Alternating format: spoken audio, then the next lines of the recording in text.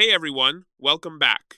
In today's video, I'll show you a quick and easy way to fix Rediff Mail login problems.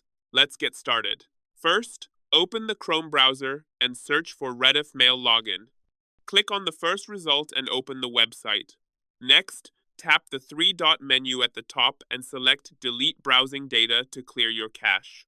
Now, enter your email address and click on Forgot Password.